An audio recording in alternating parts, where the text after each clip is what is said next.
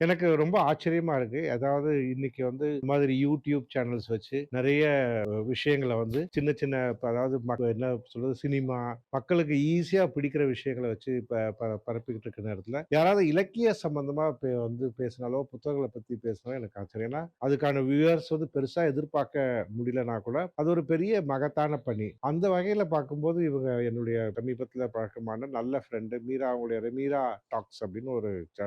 கிட்டத்தட்ட பார்த்தீங்கன்னா, ஒரு ஜெயகாந்தன் ப ப கதைகள் எல்லாமே வந்து இந்த அளவுக்கு வந்து யாராவது அதிகமா பேசியிருப்பாங்களான்னு தெரியல.